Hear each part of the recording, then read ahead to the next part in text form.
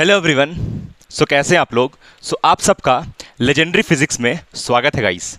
आज हम लोग मैथमेटिकल फिजिक्स बीएससी फिजिक्स के पॉइंट ऑफ व्यू से सरफेस इंटीग्रल का लेक्चर लेके आए हैं और ये लेक्चर नंबर 9 है।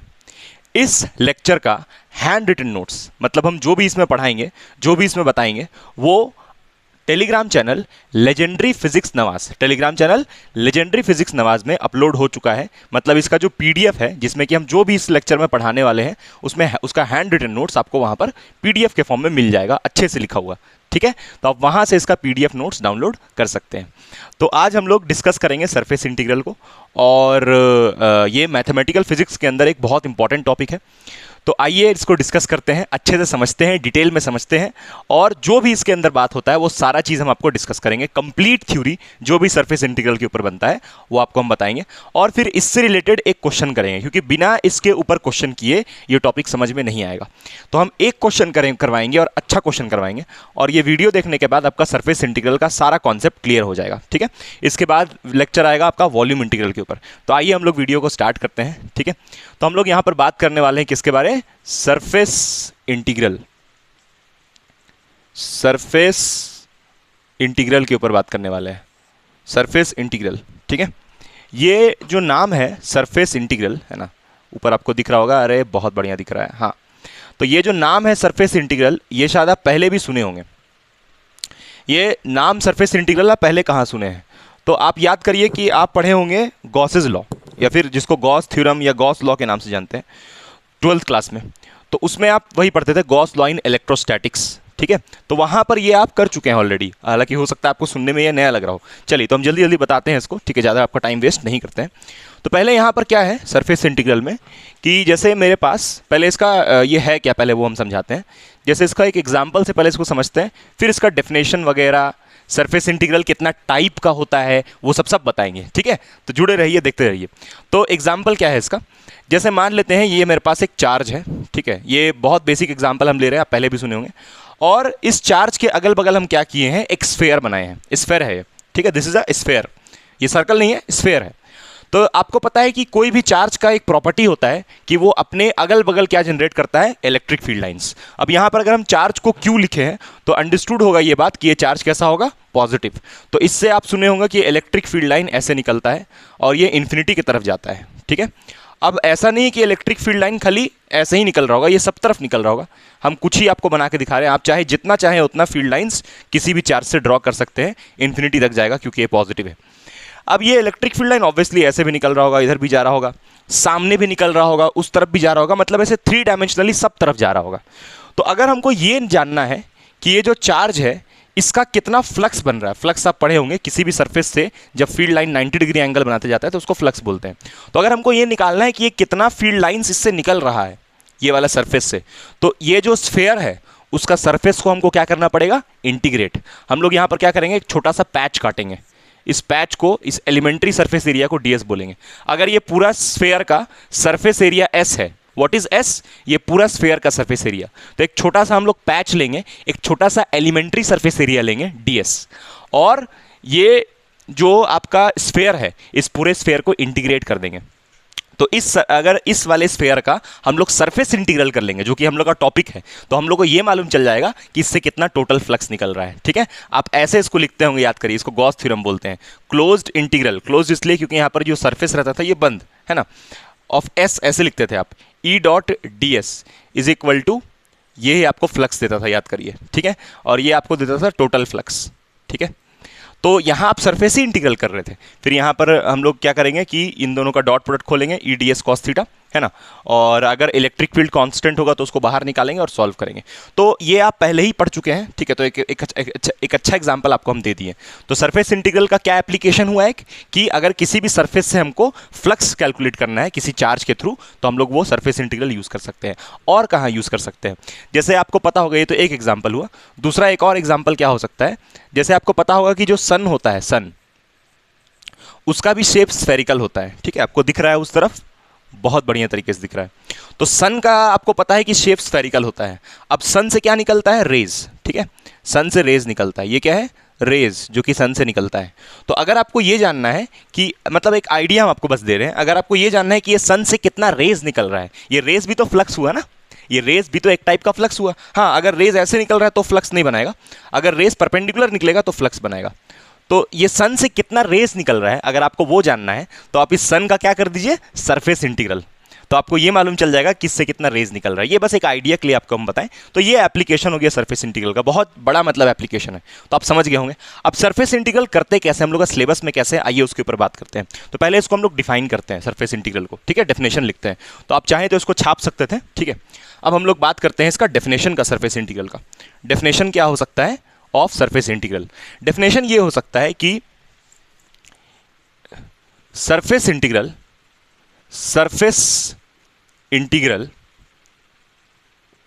Is a way to integrate करना मतलब जोड़ना, sum up, that is sum up. Integrate करना मतलब जोड़ना, सम अप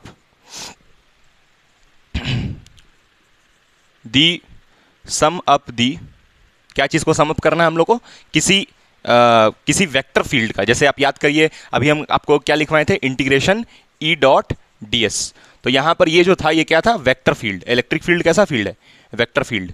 तो किसी वेक्टर फील्ड को किसी सरफेस एरिया के ऊपर जब उसका हम लोग इवैल्यूएशन करते हैं तो उसी को सरफेस इंटीग्रल बोलते हैं, ठीक है। Surface integral is a way to integrate a vector field. अब जरूरी नहीं है कि यहां पर फील्ड वेक्टर हो, ये तो हम आपको वेक्टर फील्ड का एग्जांपल दिए। अगर यहां पर स्केलर फील्ड भी होगा तो भी सरफेस इंटीग्रल करना पॉसिबल है। वेक्टर फील्ड और scalar field, integrate vector field और scalar field over a surface area. किसी सरफेस एरिया के ऊपर इंटीग्रेट जब करते हैं किसी स्केलर फील्ड को या किसी वेक्टर फील्ड को, तो उसी को हम लोग बोलते हैं सरफेस इंटीग्रल। समझ में आ रहा होगा आपको बात। अच्छा, और क्या बात है, और एक और चीज लिख सकते हैं, इन 3 डायमेंशनल स्पेस। ऑब्वियसली वो जो आपका सरफेस रहेगा, मतलब अगर 3 डायमेंशनल स्पेस रहेगा तो वहां पर जैसे वो जो स्फेयर बना रहे थे वो कैसा था, 3 डायमेंशनल, तो वही इसलिए लिखे हैं 3 डायमेंशनल स्पेस, ठीक है। और ये सरफेस इंटीग्रल जो है ये लाइन इंटीग्रल का एनालॉग होता है। जैसे लाइन इंटीग्रल में आप एक कर्व का बात करते हैं, कर्व का इंटीग्रल के अबाउट। लाइन इंटीग्रल का अगर आपको लेक्चर्स देखना है तो वो अवेलेबल है आपका प्लेलिस्ट में, जाके आप देख सकते हैं। लेक्चर 9 लेक्चर सारा लेक्चर्स अवेलेबल है, देख सकते हैं आप, ठीक है। उसी के बाद ही ये कंटिन्यू हो रहा है। अरे रे, तो यहां तक आपको क्लियर होगा एकदम। अब हम लोग बात करते हैं टाइप्स ऑफ सरफेस इंटीग्रल। फटाफट लिखिए, types of surface integral. Types of surface integral. तो आपका पहला टाइप जो होता है वो होता है surface integral of scalar field. Surface integral of scalar field, ठीक है। मतलब किसी स्केलर फील्ड का सरफेस इंटीग्रल। मतलब जैसे इसको कैसे हम लोग लिखते हैं, ऐसे लिखते हैं, इंटीग्रेशन, डबल आप भी लगा सकते हैं, ऐसे डबल इंटीग्रल भी लगा सकते हैं। ये भी साइन होता है सरफेस इंटीग्रल का। और कोई भी स्केलर फील्ड, मान लीजिए x, y, z, ये कोई स्केलर फंक्शन हो गया जो x, y, z में डिफाइंड है, इनटू ds, ठीक है। तो ये स्केलर फंक्शन का सरफेस इंटीग्रल हो, जो कि बहुत सिंप्लीफाइड है।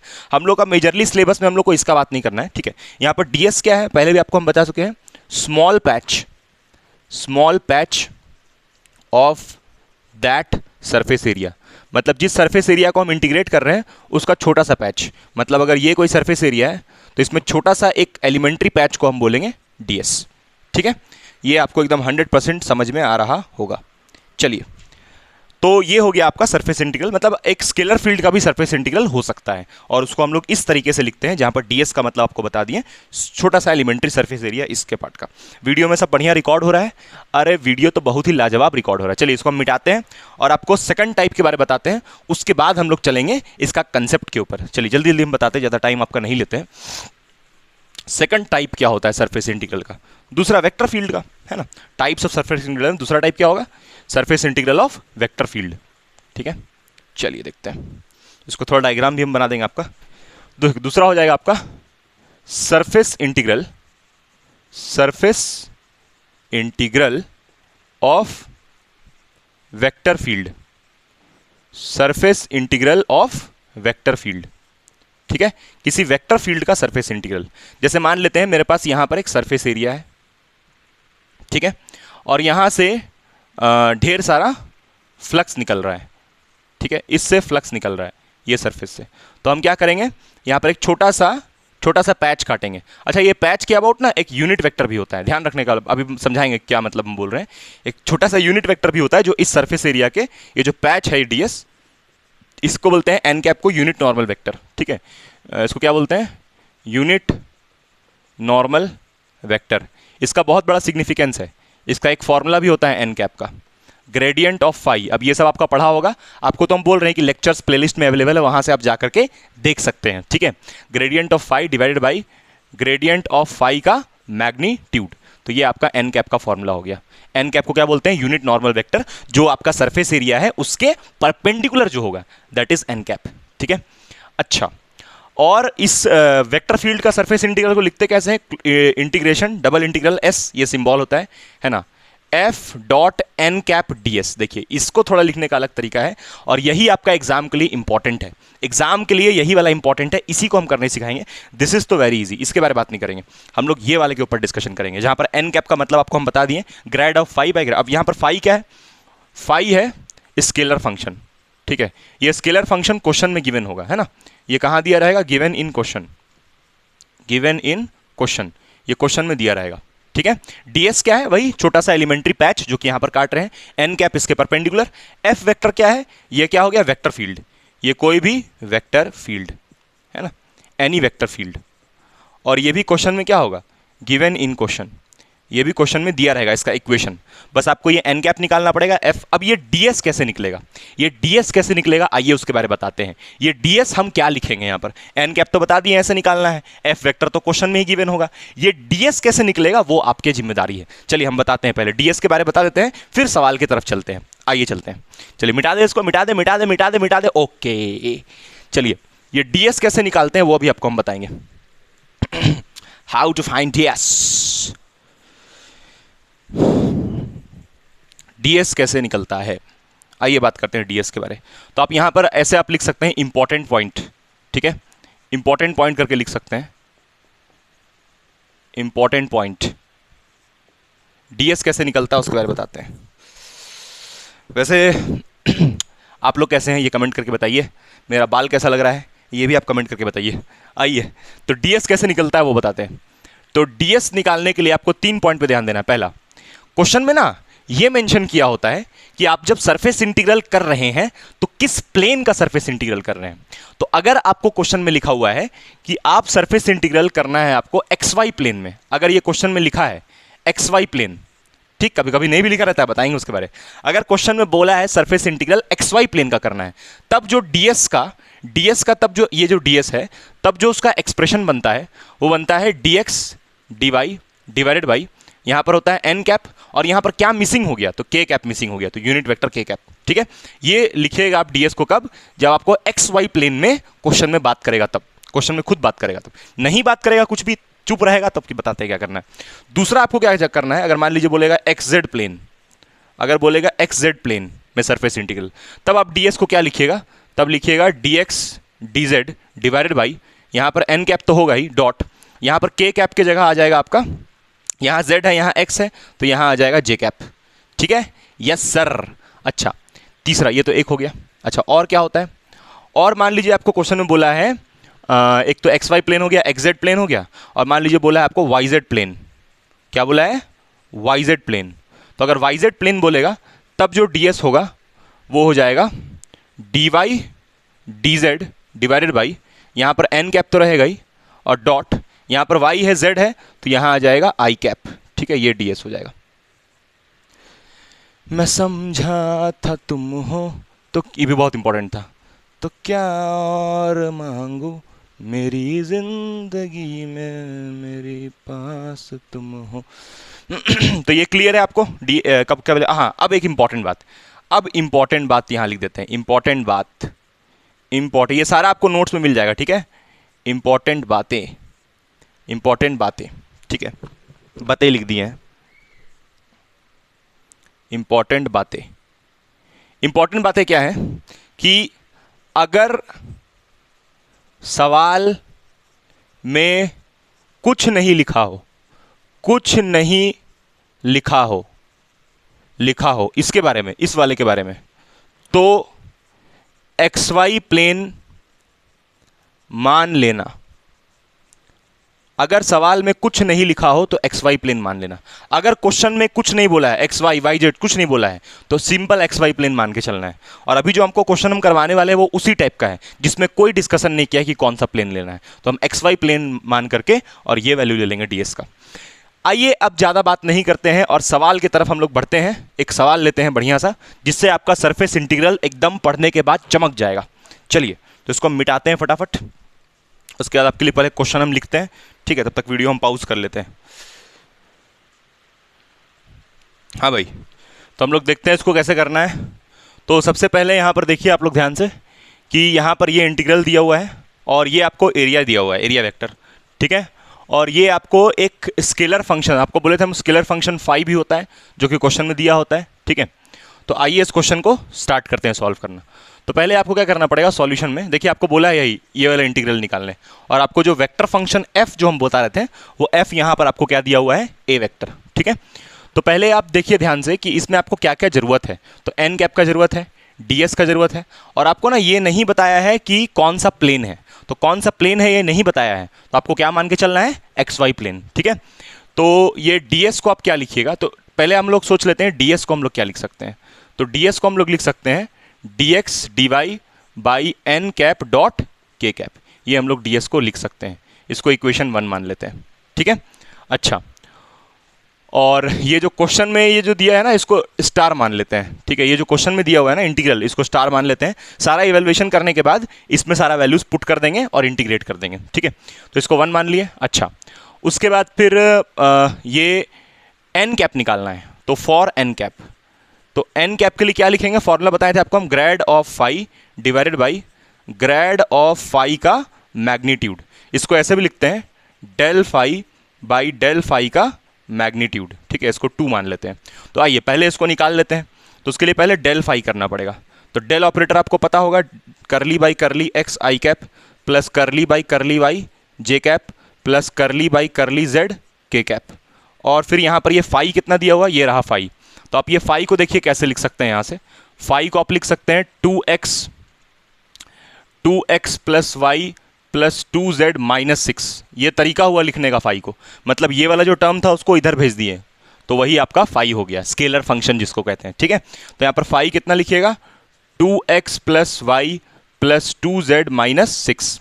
अब ये वाला जो है पहले इसके पास जाएगा, फिर ये वाला इसके पास जाएगा, फिर ये वाला इसके पास जाएगा, ठीक? अच्छा, तो जब ये इसके पास जाएगा तो आप ध्यान दीजिएगा यहाँ पर x के रिस्पेक्ट में डिफरेंशिएट करना है, पार्शियल डिफरेंशिएशन।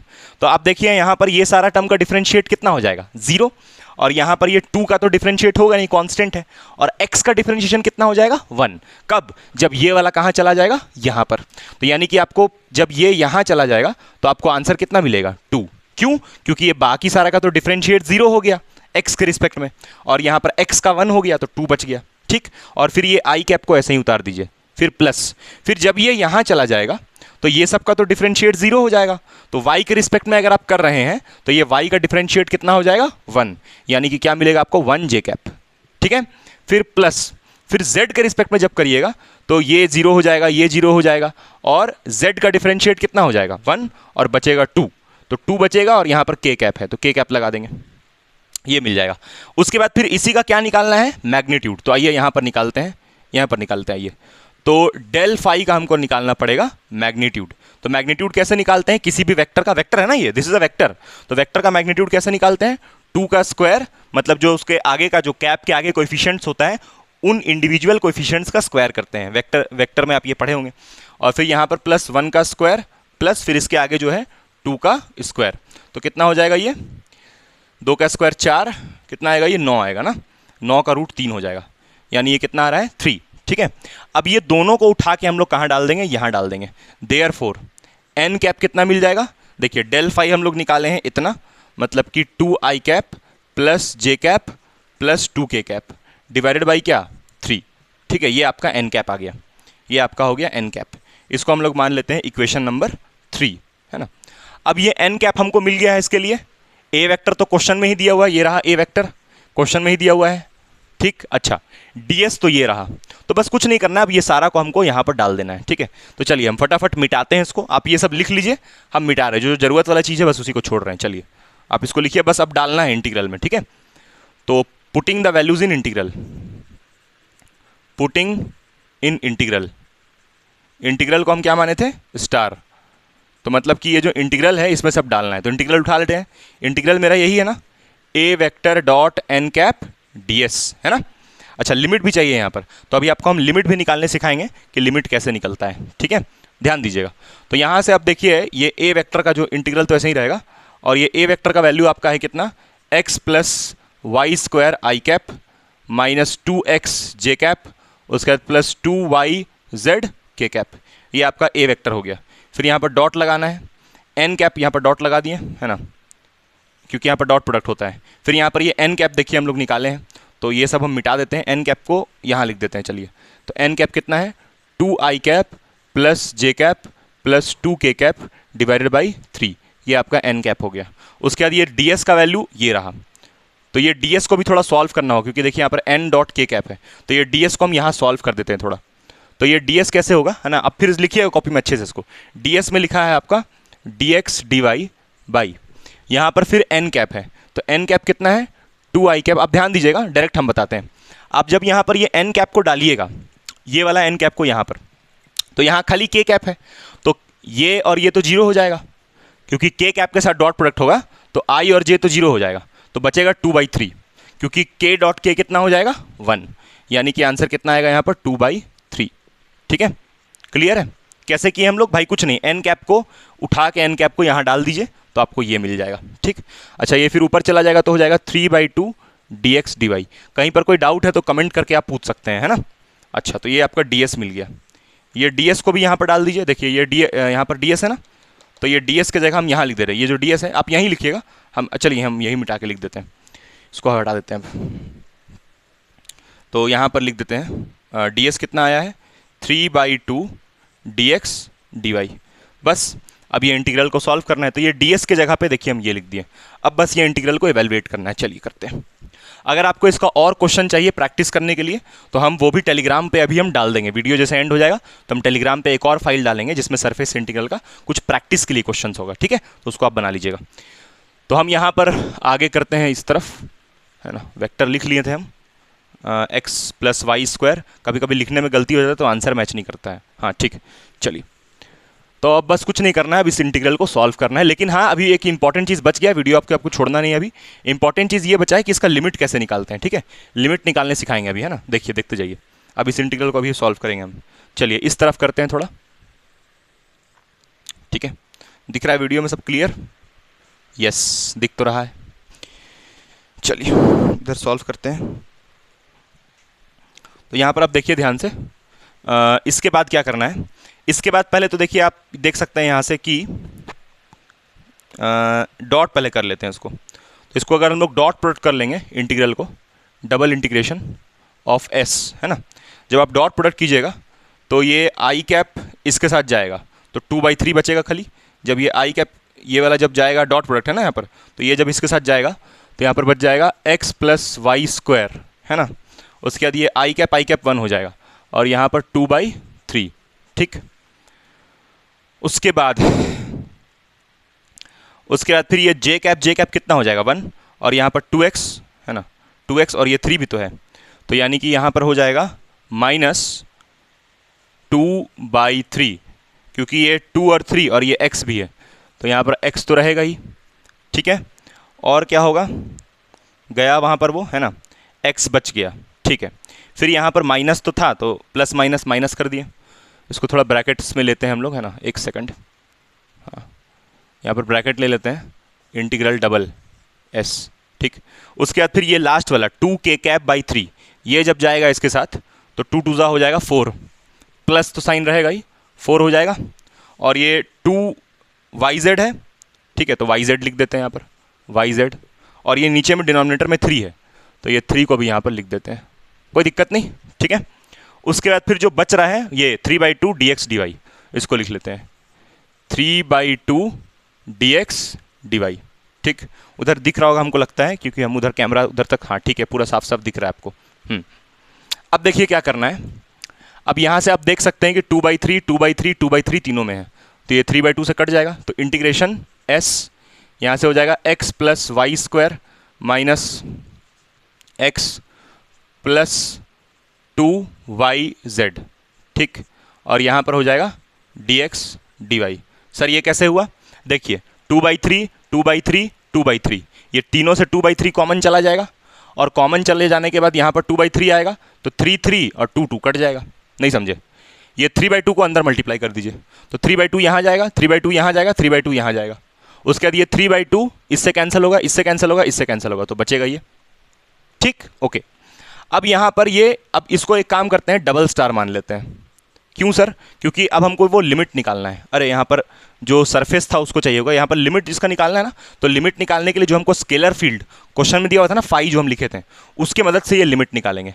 ये वाले में देखिए एक्स के रिस्पेक्ट में एक बार होगा, एक बार वाई के रिस्पेक्ट में, तो ये वाला जो इंटीग्रल है वो किसके लिए हो जाएगा? एक्स के लिए इंटीग्रल हो जाएगा ये वाला, और ये वाला इंटीग्रल किसके लिए हो जाएगा? वाई के लिए हो जाएगा। ऐसा ही आप पढ़िएगा वॉल्यूम इंटीग्रल, उसमें ट्रिपल इंटीग्रेशन होगा, 3 इंटीग्रेशन होगा, तो उसमें एक्स वाई जेड तीनों का लिमिट निकालना पड़ेगा, ठीक है। तो पहले हम लोग यहाँ पर जो सरफेस हम लोग को दिया हुआ था, एक बार हम लोग देख करके, और सरफेस जो हम लोग क्वेश्चन में दिया हुआ था उसको लिख लेते हैं। तो फाई हम लोग को क्वेश्चन में दिया था 2x plus y plus 2z minus 6, ये दिया हुआ था, ठीक। अभी इसी की मदद से लिमिट निकालेंगे, तो यहाँ पर हम लिखते हैं आपके लिए इवेलुएटिंग द लिमिट। बस कुछ नहीं करना है, अब लिमिट निकालना है, इवेलुएटिंग द लिमिट्स। तो पहले आप ध्यान दीजिएगा ना, हम आपको एक चीज़ बताए थे कि जब भी सरफेस इंटीग्रल होता है तो या तो एक्स वाई प्लेन, या तो वाई जेड प्लेन, या तो जेड एक्स प्लेन, और कब कौन सा प्लेन लेना है वो भी आपको हम बता चुके हैं, ठीक है ना। अगर आपको प्लेन मेंशन नहीं किया था तो आपको एक्स वाई प्लेन लेना था, ये आपको हम बता दिए थे। तो हम लोग कौन सा प्लेन लेके चले थे? फॉर एक्स वाई प्लेन, हम लोग एक्स वाई प्लेन माने थे ना। तो अगर हम लोग एक्स वाई प्लेन में है तो जेड का वैल्यू कितना हो जाएगा? 0, हमेशा यही करना है, ठीक है। एक्स वाई प्लेन में है तो जेड कितना हो जाएगा? 0। तो ये जो आपको स्केलर फंक्शन फाई दिया है, ये रिड्यूस होकर क्या मिल जाएगा? Phi is equal to 2x plus y minus 6, ये रिड्यूस होकर ये मिल जाएगा, ठीक है। तो स्केलर फंक्शन नहीं, जो आपको सिंपली जो दिया हुआ था ना इक्वेशन ये दिया था ना आपको, स्केलर फंक्शन का ये इक्वेशन दिया था। तो इसमें से अगर हम लोग इस इक्वेशन जो दिया था, स्केलर फंक्शन का जरूरत नहीं है, ये इक्वेशन जो था उसको लेना है। तो इक्वेशन जो था उसको लिख लिए, इसमें से z कितना हो जाएगा? 0, इसको हटा रहे हैं हम, ये वाला का जरूरत नहीं है, ठीक है। z कितना हो जाएगा? 0। दिख रहा है नीचे कि नहीं दिख रहा है? हाँ दिख तो रहा है। तो इसमें से इसको रिड्यूस करेंगे तो z 0 हो जाएगा, तो कितना मिल जाएगा? 2x प्लस वाई बराबर 6, ये रिड्यूस होकर मिल जाएगा। क्यों? क्योंकि हम लोग एक्स वाई प्लेन में है, तो z को कितना डाल देंगे? 0। लिमिट निकालने के लिए हमेशा ऐसा ही करना पड़ेगा, जो स्केलर फंक्शन फाई दिया हुआ है उसमें जैसे हम जैसे जैसे आपको बता रहे हैं सब्स्टिट्यूशन, वैसे वैसे करना पड़ेगा, ठीक है। अब आगे देखिए, अब यहाँ से आप देख सकते हैं कि हमको पहले बात करना है, यहाँ पर लिखते हैं फॉर लिमिट्स ऑफ एक्स। मान लीजिए आपका x का limit, for limits of x, मान लीजिए आपको x का लिमिट निकालना है, तो लोअर लिमिट तो 0 होगा, और y का भी हमेशा 0, लोअर लिमिट हमेशा 0 0, ठीक है। अपर लिमिट निकालना है, तो अपर लिमिट के लिए क्या करना पड़ेगा? आपको क्या करना पड़ेगा? y को 0 डालना पड़ेगा। जब भी आप x का लिमिट, ध्यान दीजिए, जब भी आप x का लिमिट निकालिए तो y को कितना डालिए? 0, इसमें तो 0 डालिएगा तो x का वैल्यू कितना आ जाएगा? यहाँ से 3, देख सकते हैं ना, यहाँ पर y को 0 डालिएगा तो x कितना मिल जाएगा? 3। यानी x का लिमिट क्या मिल गया? एक 0 और एक 3, ये हो गया आपका लोअर लिमिट, और ये हो गया आपका अपर लिमिट। कोई दिक्कत नहीं, ठीक है। इसको मिटाते हैं नीचे वाले को। अब आप ऐसे ही किसका लिमिट निकालिएगा? y का। चलिए y का लिमिट निकालते हैं। तो नेक्स्ट आप लिखिए limit of y, for limits of y। तो y का लिमिट निकालने के लिए कुछ नहीं करना है, इन टर्म्स ऑफ x निकलता है, इन टर्म्स ऑफ x। ध्यान देना है, जब भी y का लिमिट निकलेगा तो उसमें x जरूर होगा, 0 नहीं डालना है आपको, बस यहाँ से y डायरेक्टली निकाल लेना है। तो यहाँ से y कितना निकल रहा है? देखिए तो 6 माइनस 2x, मतलब y का जो भी लिमिट आएगा वो x के टर्म में। तो क्या क्या लिमिट हो गया y का? एक तो 0 हो गया लोअर, और अपर हो गया 6 माइनस 2x, ये हो गया आपका लोअर लिमिट, और ये हो गया आपका अपर लिमिट, ठीक। अब बस इस इंटीग्रल में इन वैल्यूज़ को डाल देना है। तो आप ये नोट कर लीजिएगा, मतलब कि ये लिखे हैं ना, उसके बाद ये सब आप लिख लीजिएगा, ठीक है। अभी हम ये सब मिटा रहे हैं क्योंकि जगह कम है, चलिए यहाँ मिटा देते हैं। लिमिट हम यूज़ कर लेते हैं यहाँ पर, ठीक है, ये तो आपको समझाने के लिए लिखे थे। तो लिमिट्स डालने के बाद ये इंटीग्रल कैसा दिखेगा? इंटीग्रल 0 से लेके, पहले x का डाल रहे हैं ना, ये वाला x के लिए था, तो x का 0 से 3 है, तो 0 से 3। y का है 0 से लेके 6 माइनस 2x, 0 से लेके 6 माइनस 2x। उसके बाद यहाँ पर है x प्लस वाई स्क्वायर। अच्छा ये ब्रैकेट हटा दें अगर हम लोग, तो यहाँ पर minus x plus 2yz dx D.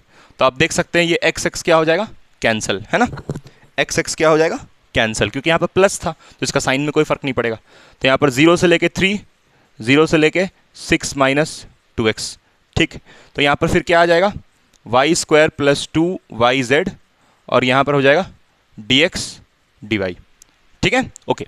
इसको मिटा दें हम, चलिए मिटाते हैं। मैं समझा था तुम हो तो क्या और मांगू, मेरी जिंदगी में मेरे पास तुम हो, मेरा ये भरम था मेरे। अब यहां पर से क्या आ जाएगा, 0 से लेके 3 और उसका हो जाएगा 0 से लेके 6 माइनस 2x। अभी ये जो अब स्केलर फंक्शन फाई हम लिखे थे ना, उसका फिर से जरूरत पड़ेगा अभी, है ना, क्योंकि यहां पर से ना z को हटाना है इसलिए, ठीक है। तो अभी ही हटा लेते हैं आगे इंटीग्रेट करने से पहले। तो फिर से जो स्केलर फंक्शन फाई था उसको एक बार हम लिख लेते हैं। तो स्केलर फंक्शन हम लोग को जो फाई जरूरत नहीं है, मतलब जो आपको इक्वेशन दिया था 2x plus y plus 2z equal to 6, देख रहे हैं कितना काम का है। अब इसको क्यों फिर से लिख रहे हैं, क्योंकि हमको यहाँ से z को एलिमिनेट करना है, z को हटाना है, क्योंकि z का तो z के रिस्पेक्ट में तो हो नहीं रहा है।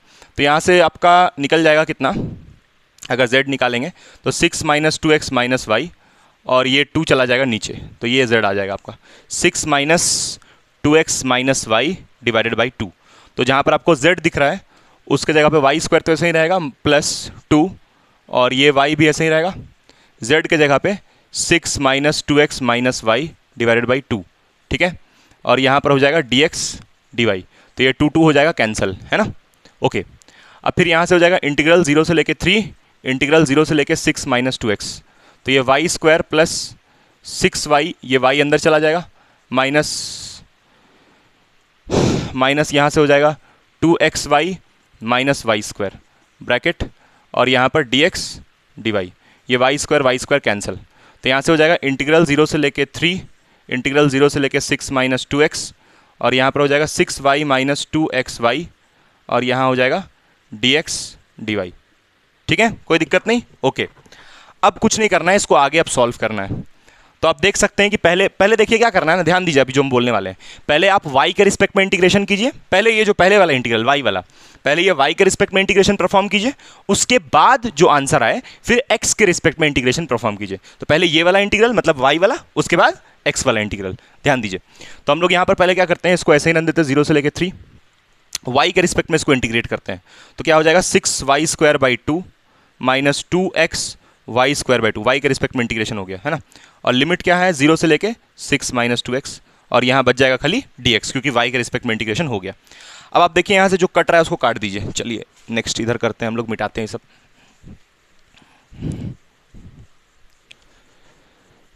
ये दुनिया है मेरे पास तो क्या, आगे देखिएगा,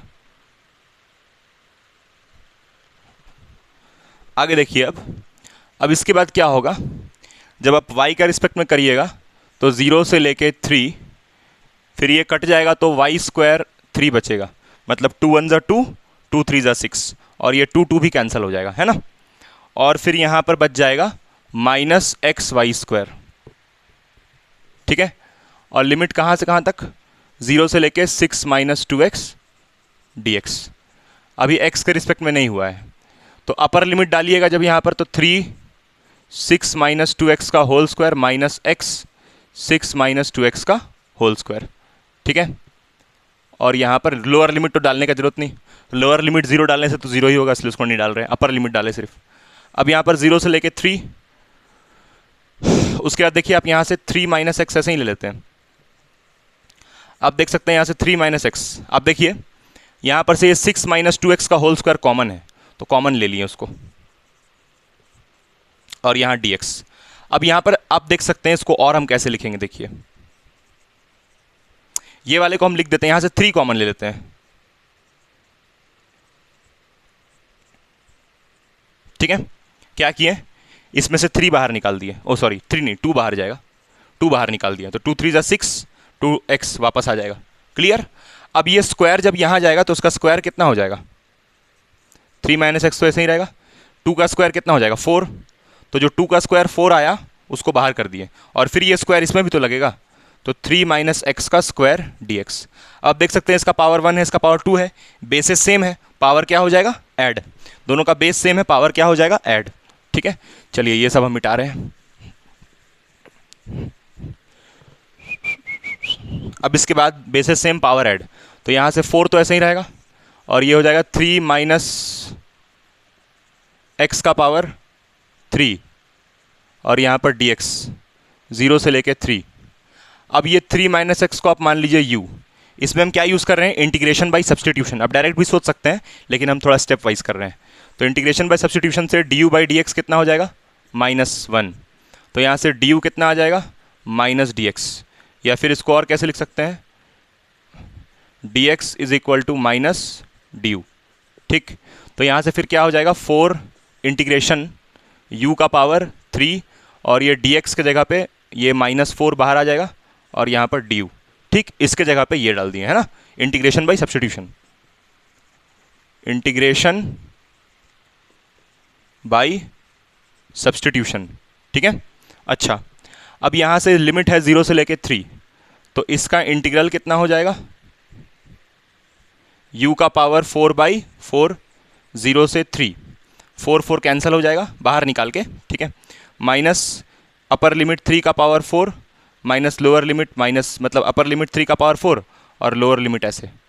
ठीक, तो लिमिट जब डाल देंगे है ना, तो आप एक और काम कर सकते हैं कि जो आपको दिया हुआ था इंटीग्रल, उसको भी पहले यूज़ कर सकते हैं। मतलब यहाँ पर आप चाहें तो ऐसे, और ये u का वैल्यू कितना था, 3 माइनस एक्स का पावर 4, 0 से लेके 3, मतलब इसके जगह पे जो था ना उसको डाल दिए, इंटीग्रेट होने के बाद जो था उसको डाल दिए। ठीक, अच्छा, तो इसको जब अपर लिमिट डालिएगा तो अपर लिमिट हो जाएगा 3 माइनस 3 का पावर 4 माइनस लोअर लिमिट हो जाएगा 3 माइनस 0 का पावर 4।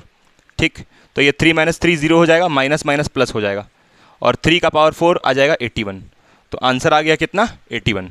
तो आप ऐसे सरफेस इंटीग्रल कर सकते हैं। तो उम्मीद करते हैं आपको ये पूरा लेक्चर समझ में आया होगा।